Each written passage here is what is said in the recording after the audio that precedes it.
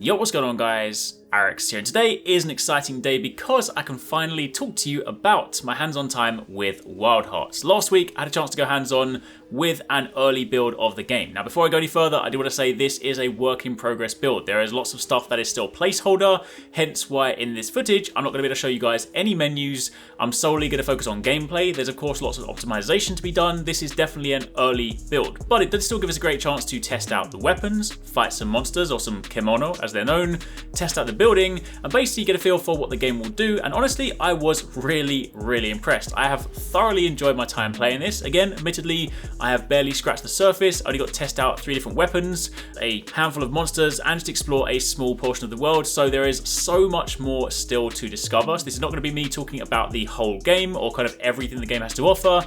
And naturally, because this is a small slice, I have no idea what the sort of longevity of the game is or anything to do with end game. But I do want to talk today about my experience because honestly, I went into this already having seen the trailer and already pretty excited for the game because I like these kinds of games. I play Monster Hunter, I played other sort of hunting games in the past. This is a genre that I enjoy. It's a genre that I spend a lot of time in, and of course in the past we've seen plenty of quote-unquote Monster Hunter clones or other games within this genre. Some of them are great, other ones are a bit hit or miss. So of course anytime a new one comes around, there's always a question as to where will it fall. Is it going to be a sort of great game, great experience, or is it going to be one of those ones that you just don't necessarily give the time of day? And I would definitely already, admittedly again, I haven't played the whole game, but from my time going hands-on last week, and I got to play for quite some time already, I'm definitely putting this in the sort of good camp because it feels really good to play. Had a lot of fun with the monsters, the weapons, the sort of interactions with the world, so already I have some great first impressions. But anyway, with that being said, let's talk about the game. So if you guys do enjoy this, a like would be super appreciated. Of course, if you have any questions about the game,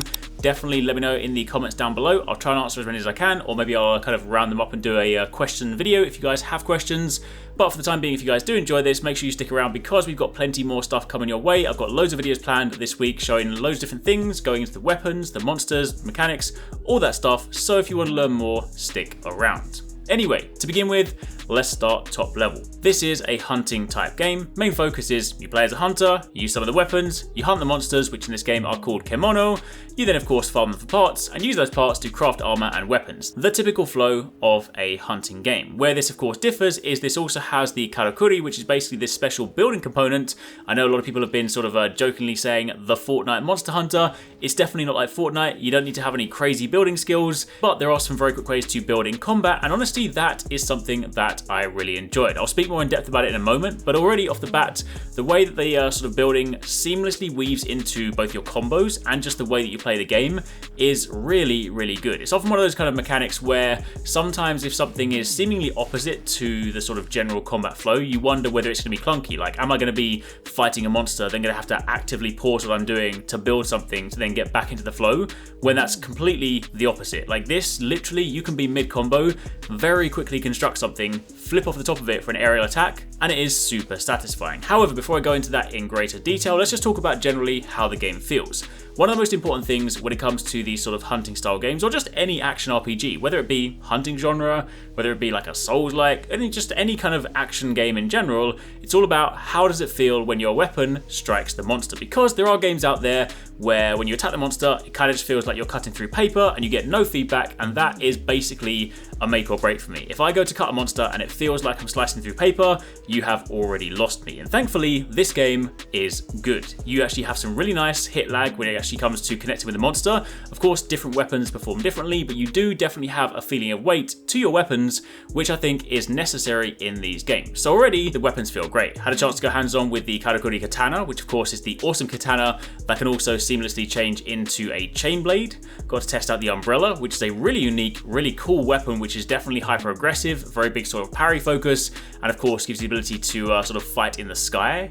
We have the bow, which admittedly is, of all the 3 weapons right now, the most work in progress. Some things are still a little bit janky, but does have some really cool components that sort of have you shifting between different stances to basically fire arrows that stay in the monster, then switch to another stance and fire additional arrows that will detonate for big overall damage. Now, of course, outside of that, there are going to be other weapons. We've already seen one of them in the trailer, so this is definitely not the full roster of weapons, but these are the ones that we're talking about and the ones that, of course, I had a chance to go hands-on with. And already they do feel very cool and very unique in their own right. The katana is the sort of basic starting weapon. It's the one that you actually actually begin the game with. Very easy to pick up, but again, there is a degree of mastery here because once you start learning how to sort of weave the combos in to build meter so that you can then activate the chain blade mode, you do get some really nice flows in combat, and also it just feels really powerful. The umbrella is super cool. I love it when there are sort of really different styles of weapons. It's quite mobile, but it does of course hinge on you having to be very aggressive because there's a meter that rapidly declines unless of course you are continually attacking, so it is definitely one of the sort of harder weapons to master, but when you do have it, it is awesome. So weapon wise, things feel really nice. But of course on top of that, you have the building. So basically the way the building works is there are two main types of karakuri in the game. There are the quick ones that you'll use, and these are the ones that you'll of course have quick access to in combat. They can be something as simple as a little block, which you can then jump off. You have a spring, which you can use to launch yourself forward. You have a sort of fire stick, which you can basically place on the ground and dash forward to ignite your weapon in flames.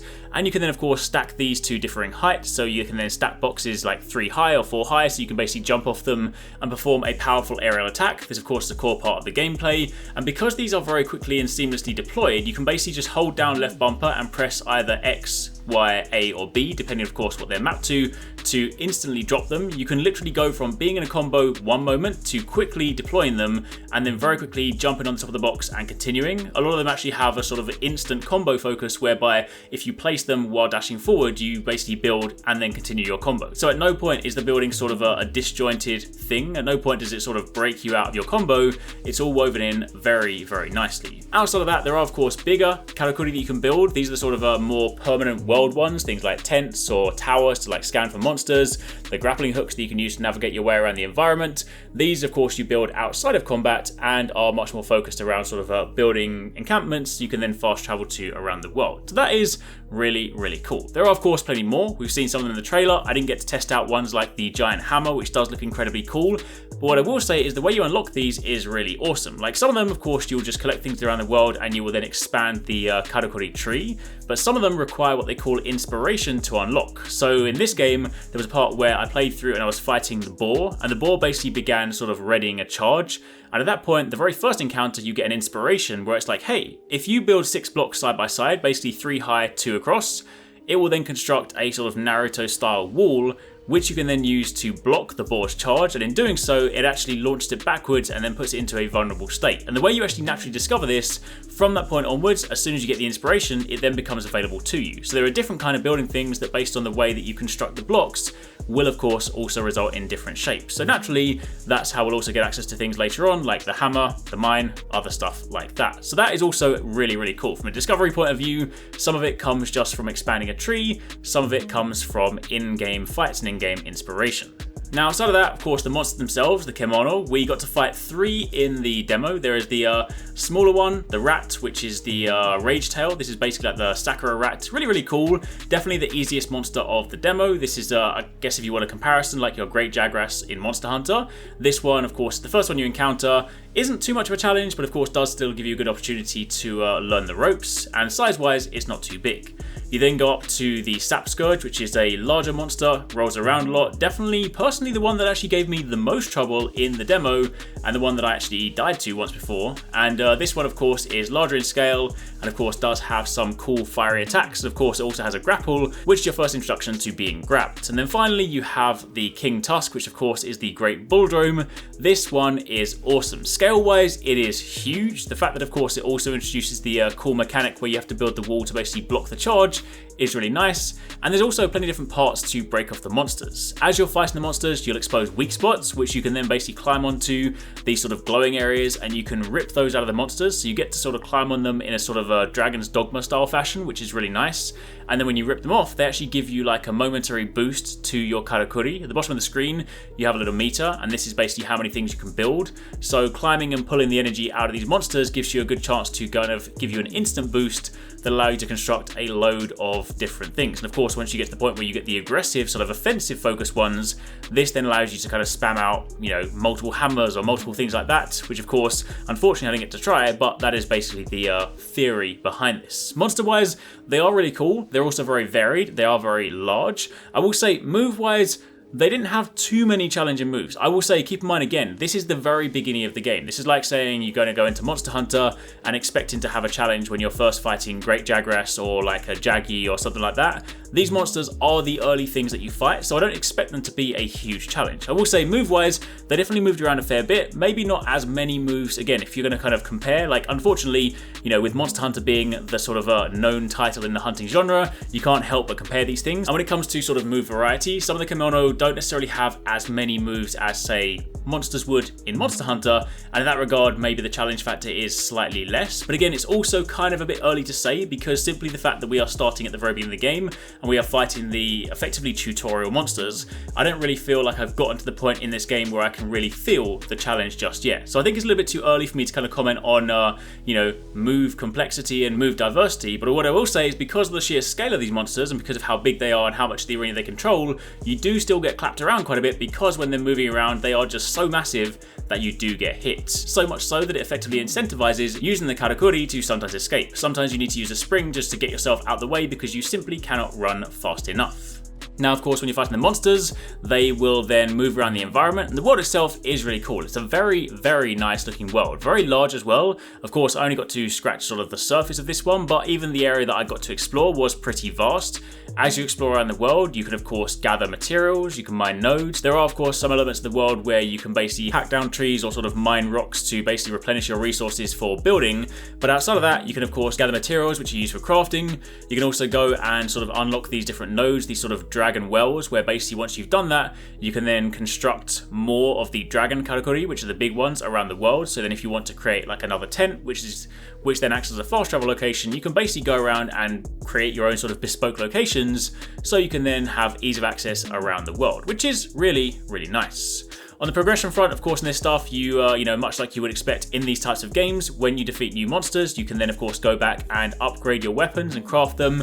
Weapons do change their appearance, as does the armor. I will say on the armor front, again, because it is super early, some of the armor sets are cool, but they are, of course, also quite basic right now. There is an element which, of course, we didn't get to experience in the game right now, but some of the elements or some of the armor sets can sort of lean much more towards the kemono, the sort of monster side, to really sort of showcase their personality. But the armor sets we got exposed to were, well, admittedly they look cool, they weren't necessarily too like representative of the monsters that we just fought. So hopefully once I get to fight more kemono, I actually get to start seeing some of the personality come through and really sort of showcase itself. But upgrade wise, when you're upgrading weapons, you can of course also transfer across some of the skills, like inherited skills. You can get cool weapon skills which will of course help your build. So there's definitely some nice progression things there.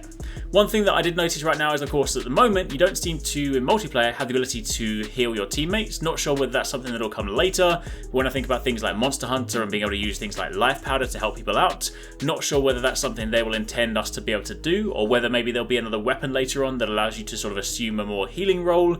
That much, I'll have to wait and see. And of course, outside of that, performance and sort of stuff around that was really just the biggest gripe. Outside of that, I really didn't have any big issues with the game. I've really enjoyed it. I definitely went into it, you know, unsure as to how it would feel, and very quickly things clicked. It felt really good, and honestly, I really did enjoy it. But again, because it is an early build, things can look a little bit rough. We definitely got some frame rate drops. There's definitely some elements where maybe there's some clipping in the environment. There's a few elements where maybe you get thrown to areas that perhaps you shouldn't. I've been sort of attacked by monsters and thrown into the wall, so I definitely think they've got some work to do there in terms of just like making sure that, you know, your interactions with the monsters when you're getting attacked and stuff kind of stays within the you know, the bounds of the world. But outside of that, honestly, I was thoroughly impressed. For a build that is still very early on, give me a chance to sort of test out the weapons, see how they feel, get a feel for the sort of core mechanics, which include the building, really did impress me. So I am, safe to say, excited for this game. Looking forward to the opportunity to kind of go hands-on again in the future, hopefully test out some more weapons, fight a few more kemono to really get a feel for the variety in the game. But so far, this has done a great job. So that's it. Hopefully you guys enjoyed that. Hopefully that's given you some context as to what I got to play and some of my initial thoughts. Let me know what you guys think in the comments down below. Again, if you have any questions, definitely drop them down below. If you've missed some of the recent videos, you can check out one of these ones. And again, do be sure to keep it locked because we have plenty more content coming your way. I will have lots of Wild Heart stuff this week.